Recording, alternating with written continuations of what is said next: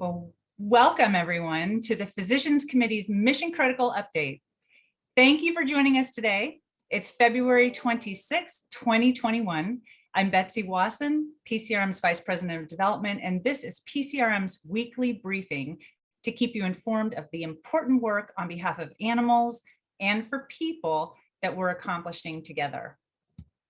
So today on Mission Critical, we have PCRM's Vice President of Research Policy, Christy Sullivan, joining us to expand on the topic of adverse outcome pathways that we heard about last week.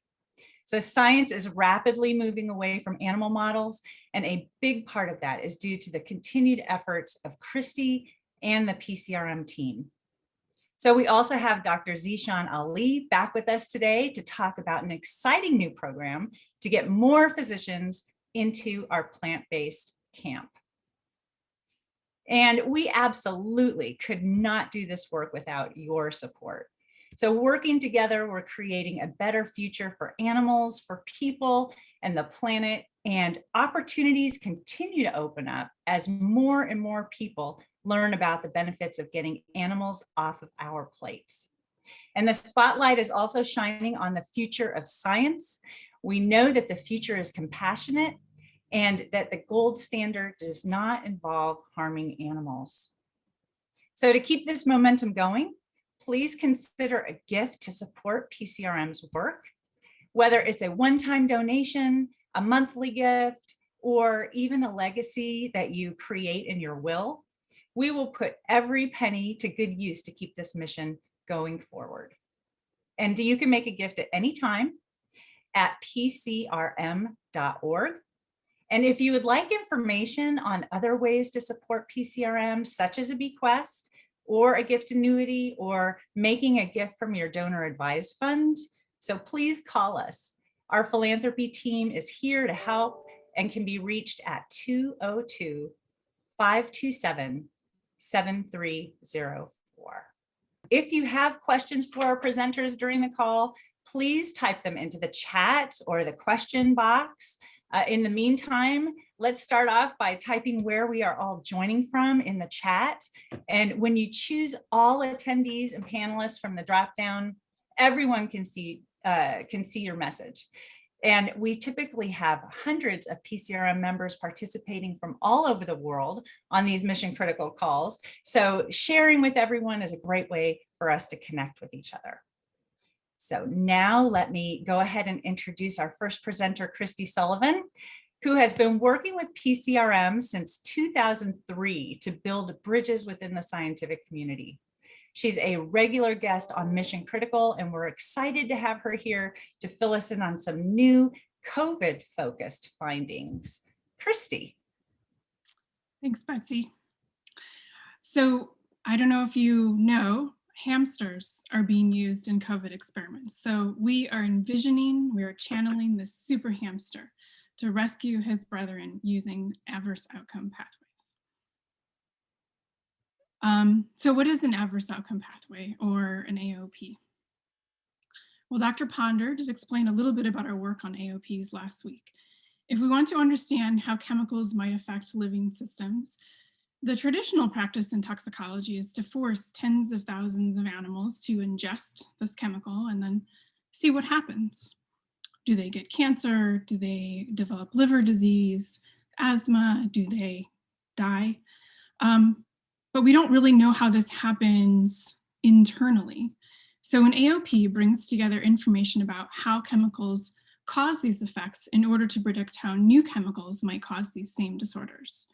So for example, a chemical might cause DNA damage, lead to changes in cell behavior, tumor formation, and then eventually cancer. A chemical that binds to specific blood proteins leads to immune system activation, lung remodeling, and then eventually occupational asthma, like Jessica was telling you about yesterday or last week. So we can analyze these early events with non-animal in vitro assays. So if a new chemical causes these same molecular level changes, we can predict it's likely to cause cancer or occupational asthma using non-animal methods and avoid the animal tests. So we and many other scientists are building a massive database of pathways to bring existing knowledge to bear in understanding chemical effects and in replacing animal tests with non-animal methods. And we're also leading a community of trainers at the OECD to train more scientists in how to make AOPs and use them all across the world for safety assessment with non-animal tests rather than animals. All right, so what does this have to do with COVID-19? Well, first of all, we know that the disease doesn't affect everyone the same way. Some people get very ill and pass away. Some people recover or don't get sick at all. And why is this happening? And secondly, there is simply an overwhelming amount of information about this disease. The scientific literature has, I just looked a couple of weeks ago, there are over 30,000 papers published on COVID. So we need to be able to categorize and evaluate and understand all this information and its relevance, hopefully in a way that helps us build upon all of this knowledge to help guide treatments and prevention strategies for this disease and also others in the future. We need to be able to collaborate also across disciplines, from laboratory researchers to clinicians to epidemiologists. And of course, we want to promote the use of human relevant laboratory methods instead of animals. So our scientists are helping to lead an international coalition of government agencies, nonprofit organizations, research institutes, universities, and companies all around the world. Here are some of the logos of all of the organizations involved. And if you want to learn even more, you can go to the website and check it out. We have already had 2 workshops, including scientists with knowledge of different body systems, clinicians treating patients, epidemiologists, and even some PCRM clinicians.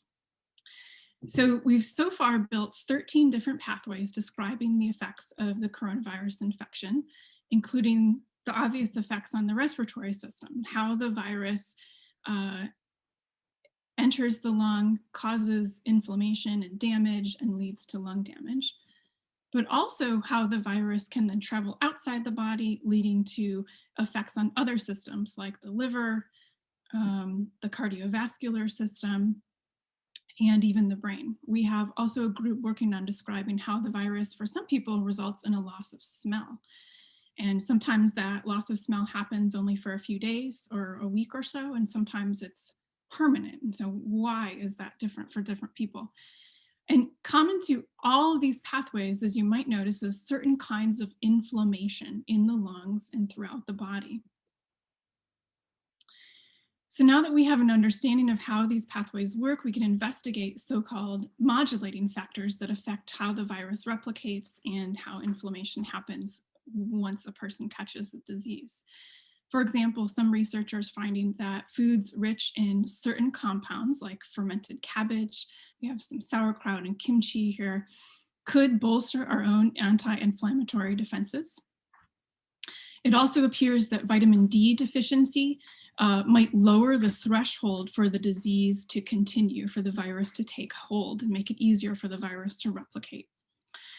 We find that a person's genetic background and their sex alter how easily the virus enters our cells and replicates. And scientists are also finding that certain factors like cholesterol or existing heart disease make it easier for the virus to enter a person's cells and to replicate or make more copies of itself. And inflammatory conditions like diabetes make the disease more severe. So the AOP framework helps us understand the relevance of all of these factors and the clinical and epidemiological findings to identify potential ways to ameliorate the disease. Another group of scientists recently published similar findings using machine learning powered models. So these are computer models that look at interactions and lots of different data. And they found connections between foods, various foods, and interruption of these COVID-19 relevant inflammation pathways. So on your screen that you can see, the larger the circle, the larger the potential impact. And you can see foods like soy products here, broccoli and cabbage, grapes, we have berries, beans, nuts, so lots of plant-based foods have a lot of compounds that might affect inflammatory processes related to COVID-19. Now, I want to be really clear, no one has done a controlled trial, right, to see whether eating more sauerkraut reduces COVID-19 mortality. We don't have that kind of clear evidence, but it appears there's several lines of evidence that people are starting to draw connections from epidemiology to biological plausibility to computer modeling that supports a hypothesis that eating these kinds of foods might have an impact on how your body is able to handle COVID-19 should you become infected. And again, we're focusing on human relevance rather than animal experiments. So this project is ongoing, and there will be lots more to come as we continue working on it. And finally, I'm not sure if you're aware, but Monday is National Pig Day. We are celebrating these lovely, intelligent animals with a blog post and some social media items so we can highlight what you can do to help prevent pigs from being harmed in medical training and drug testing, and of course, keep them off your plate next week. So look out for that on all of our channels. Thanks and have a great weekend. Thank you so much, Christy. And National Pig Day, it's perfect to celebrate because so much of the work PCRM does benefits pigs as well as so many other animals. So what a wonderful thing to celebrate. What a wonderful animal to celebrate. And thank you for chatting away. We have so many people who are joining us from all over the world today. It's wonderful to see. Aloha, Dr. Ruth in Hawaii. And we have Heather in Scotland and Anya from Germany. It's just kind of such a great example of how this work brings us all together. It's one of my favorite parts of Mission Critical every Friday. Let me welcome our next presenter. Dr. Zishan Ali is back on Mission Critical, and he has been doing extensive outreach to medical professionals all over the world, educating them about the power of plant-based diets so they can pass that along to their patients and their colleagues. And Dr. Ali is here to tell us about an exciting new program to reach even more people in the medical community. So Dr. Ali, let me turn it over to you. Thank you, Betsy. Thank you. And such a great pleasure to be here. And I know I have been here in this Mission Critical update, and I'm very happy to be here. So I would start with sharing my screen. And give me a second here. There you go.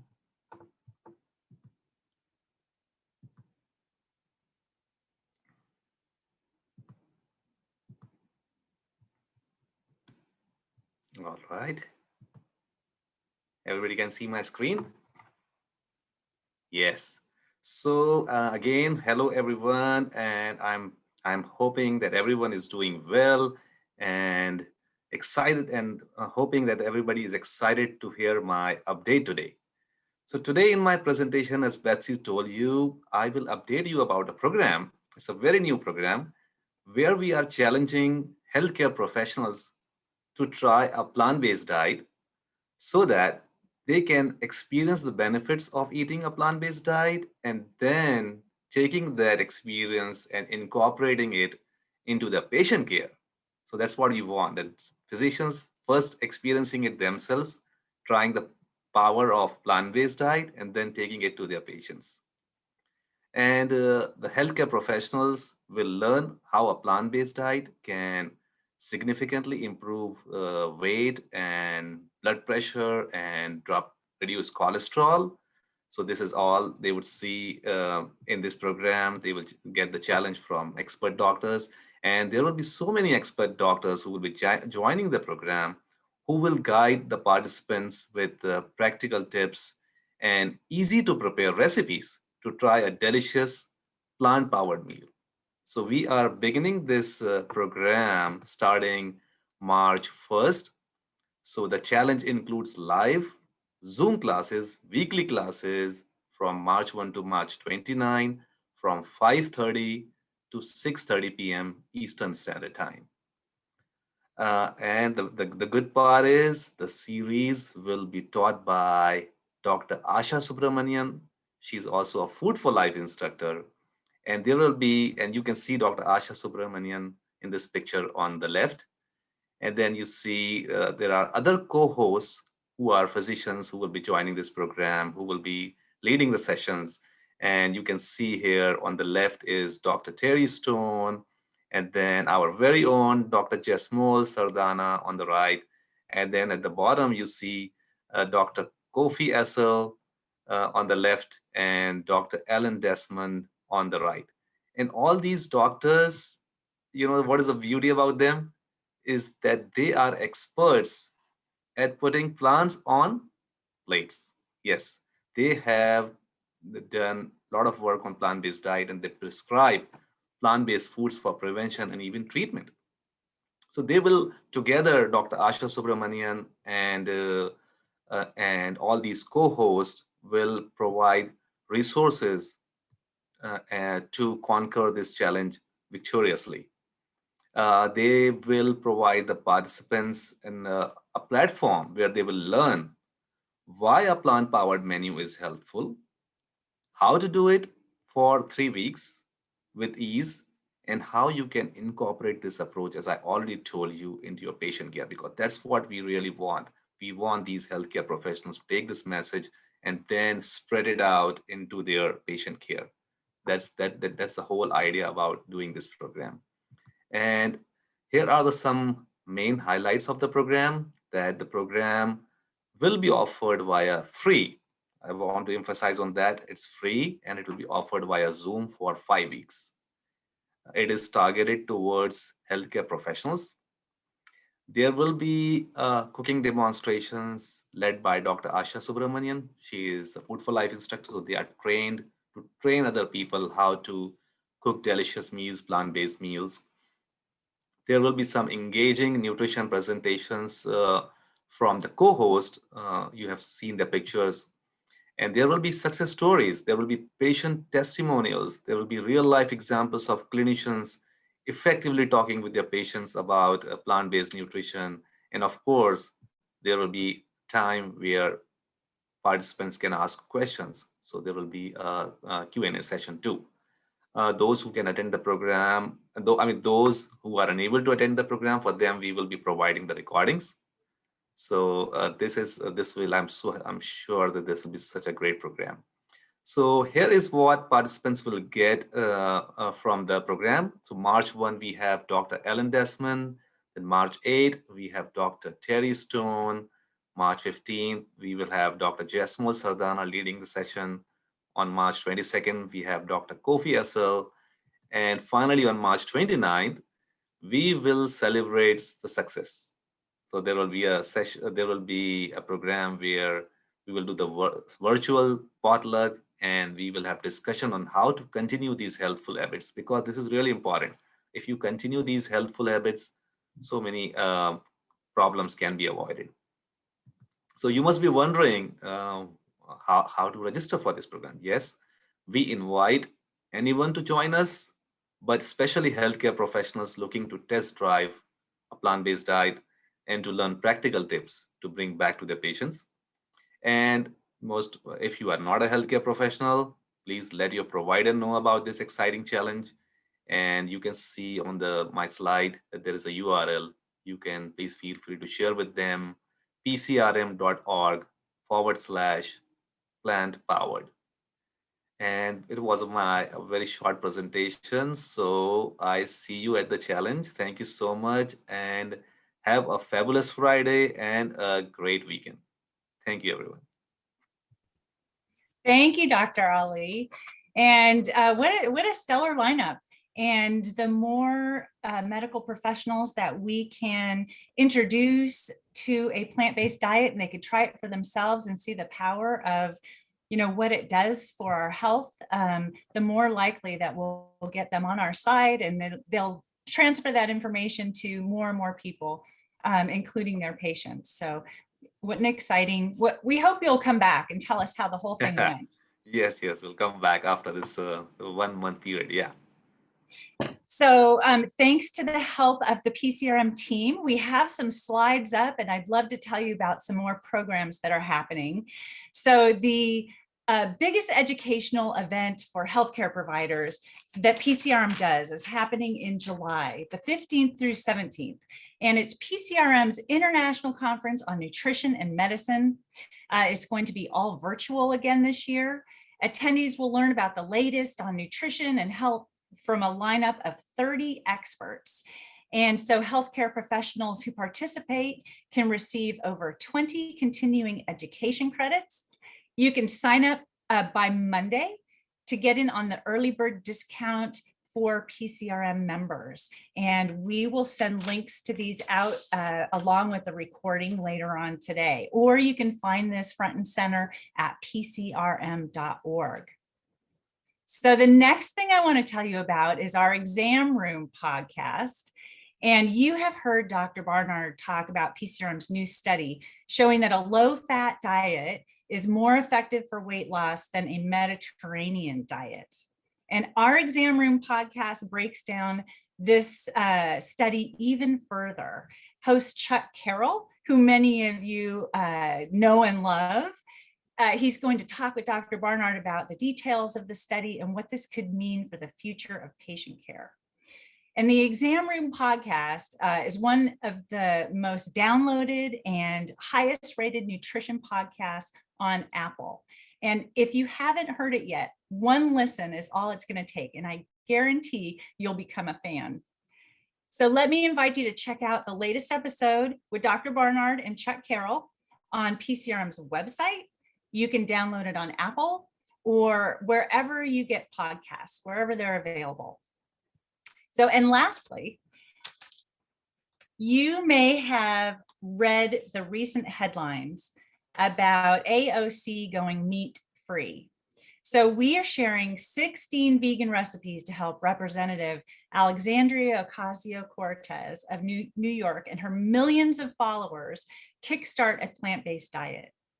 So as you know, PCRM's mission to save lives is nonpartisan.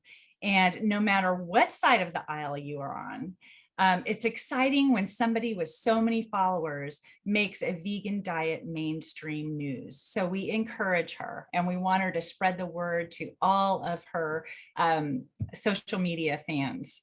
So you can find all the delicious recipes that we shared with AOC at PCRM.org.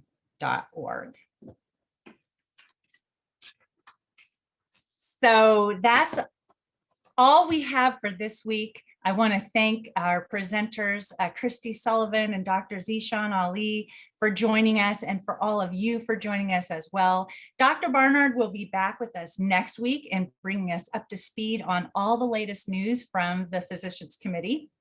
And your support is making this work possible, and we just can't say thank you enough.